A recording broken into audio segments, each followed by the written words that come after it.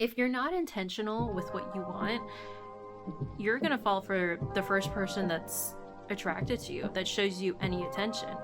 The problem with dating culture right now is that deep down, I think everybody wants authentic love. Everybody wants to be respected. Everybody wants to be liked and not to play games, but no one's willing to show up authentically.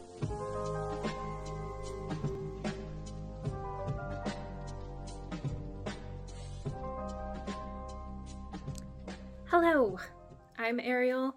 Welcome to Feeling My Feelings, where I finally feel my feelings after years of dissociating from them. And today I'm talking about something that I'm personally dealing with, which is casual dating and actually how to date more intentionally. You know what? I'm going to put my hair down for this. So to give you context, I'm in my 30s. And just now, I am just now finally starting to realize that I have to date more intentionally. I think so many of us that are in the dating game right now, I'm saying game because it is a game, are making all the same mistakes because we're all doing the same thing just to survive. So here are some common mistakes that most of us make in dating and how to not do that so that you can actually find real love. Okay, this first one, I absolutely hate. You create jealousy in order to feel validated when you're dating. A lot of people thrive off of competition, which is awesome for y'all. If you do, I don't personally operate that way, truthfully. But a lot of people also get off on that. They're attracted to people because they're always teasing each other, because they're always one-upping each other. That can be fun if you can take it, but be aware that there are underlying things that cause people to be in constant competition. I've dated a couple of guys who needed validation. And at first, I couldn't tell if I was just insecure or if they were really trying to get a rise out of me. We know. So they would do a thing where we would be watching a TV show, watching a movie. They'd look at another female like in one of those things and they'd be like, oh my God, she's so hot. And then they look at me to see my reaction. And the thing is, if you have a trusted, good communication built relationship, you can talk about, oh, this person's hot, whatever, and no feelings of true insecurity should show up. However, that takes communication. And if someone's just kind of testing the waters and trying to get a rise out of you, that's a red flag. And they would deny it and continue doing it. And they would just say, you are insecure. If it's something that's mostly triggering you and they are telling the truth, then there's an insecurity that you need to dive into and work on in yourself. But just know, if you're asking for someone to validate you constantly, if you're making them feel inadequate and insecure constantly, maybe there isn't real compatibility and maybe this isn't your person. Okay, this next mistake is one that I know all too well, that I am starting to heal from. And that is trauma bonding, emotionally attaching to somebody and being codependent on them. So the thing is if you can bond with somebody over similar traumas, that's great. And I think it builds a lot of, you have a lot of compassion for that person. And that in itself isn't necessarily bad, obviously. However, if you are both in places where you are in some sort of depression or some sort of unhappy state in your life, you could either choose to support each other and grow with each other through that state, or you might end up staying together because you're both in that state and not knowing how to grow out of it. If you haven't really taken the time to grow by yourself, if you haven't taken the time to learn how to be more emotionally self-sufficient, how to process your traumas while single, then it can be hard to do it with somebody else. And you might end up depending on that other person to hold a lot of emotional support for you. I know for me, I've ended up being the quote unquote therapist girlfriend to a lot of my boyfriends.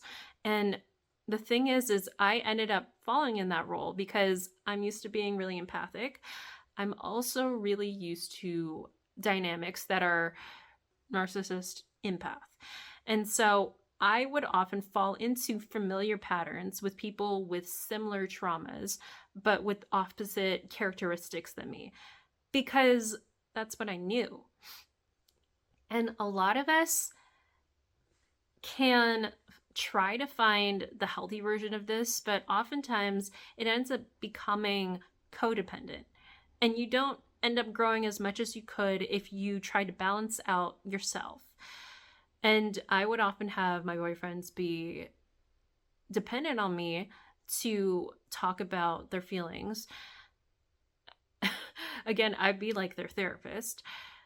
And I would end up being really exhausted and not feeling like I had time for myself. And it feels like your relationship is so heavy for some reason. You know what I'm talking about. It feels like you're not necessarily like just doing things to have fun. You're just doing things so that you don't break an attachment because you're afraid of things like being alone. You're afraid of losing somebody because it's been so hard to in the past.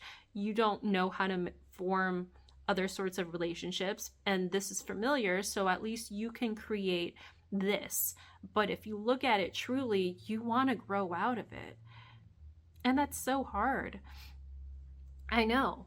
So with this mistake, this is something that definitely takes some work, but is good to be aware of so that you can create relationships that are less heavy, that make you feel like you are your best, most healed and healthy and balanced self. Okay, here is a major, major mistake that I think not all of us are aware of until we get there. And that is not knowing what you want and not knowing what you deserve and what you're worthy of before you start dating. So the thing is a lot of us grow and understand our worth after being in experiences where we are heavily disrespected. And especially if you're a teenager, if you're in your early 20s and you're just starting to date, you don't know these things until you have experience. But once you get experience, it's important to know that you're allowed to be more self-aware. You're allowed to not just go date the next person that shows you attention and that is attracted to you. You are actually allowed to put out intentions for the ideal person that you want to have. And the universe is allowed and probably more likely to deliver on that person.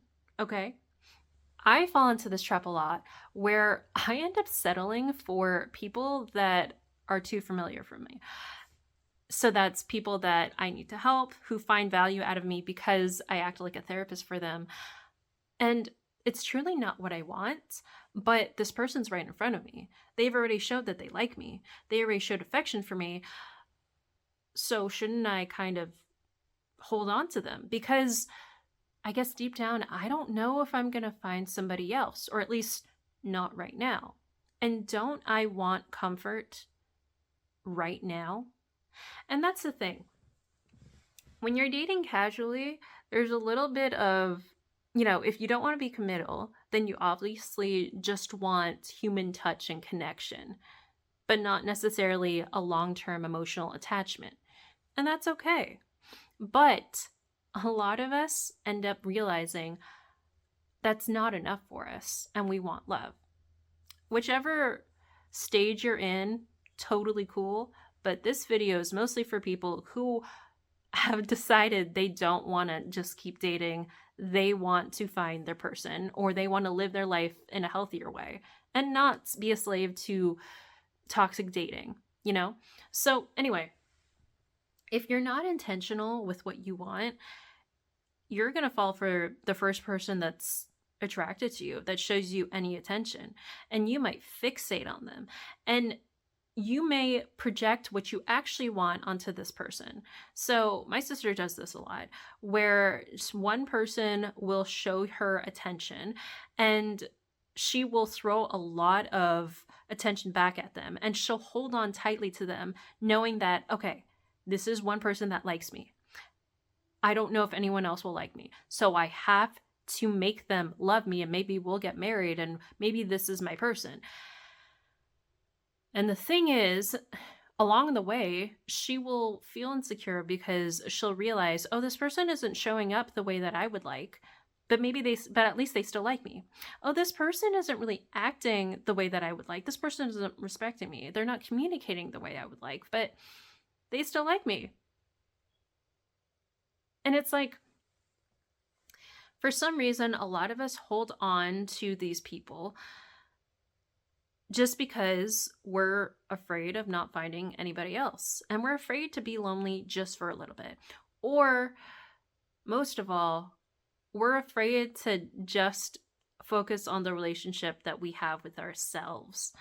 I know that's hard to hear, but many times we end up externalizing things. We end up trying to find validation elsewhere.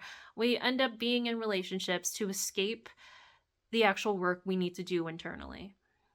And we depend on other people, which we should, because we deserve human connection and you deserve to be in healthy relationships. However, as they say, if your relationship with yourself isn't strong, how are you going to create a relationship with someone else that is strong?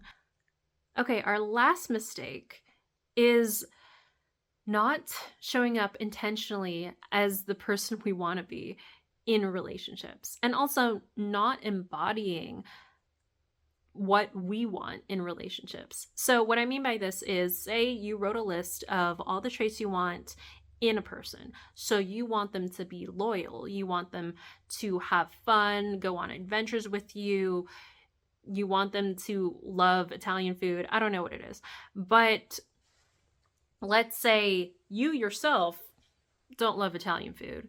You don't love going on adventures. You aren't loyal. So how are you expecting to attract somebody who embodies those things? And also, with me right now, I've realized that I would like to be with somebody who is more decisive and committal and wants to be in a grounded relationship. However, I myself wasn't acting that way. I was flitting around, kind of like trying to find whoever, and I wasn't satisfied, but I wasn't acting like somebody who was upfront about wanting a relationship. I wasn't acting like someone who was always wanting to go on adventures, even though I wanted that in another person. Now, you don't need to exactly match, but I think in terms of values, you do. So maybe I'm not someone who loves Italian food, but I wouldn't mind attracting that. And in myself, I would love to be somebody who is adventurous enough to be open to trying new, different cultural foods, you know? And also on a deeper level, you want to attract someone who has done their personal work, who's worked through a good amount of their traumas. Not everyone can or will work through all of their traumas in life, but someone who's more self-aware and healthier. And the thing is, you could want that in another person and they could be healthy, but if you're not in your most balanced place, if you're not where you want to be and you don't match them, it also doesn't work. Plus, you'll feel like you're behind. You'll feel like you're not enough. So embody the values and some of the traits that you want in another person, and date intentionally so that you can find those people. Y'all, I'm building an arsenal of content around relationships, around personal development, around spirituals, around all the things that help you heal and transform and be your best self. So please like and subscribe this video. And until next time, peace and love, stay well, bye-bye. On this channel, we talk about personal development, healing, a little bit of spirituality, and also transcending limits. I don't know. I don't like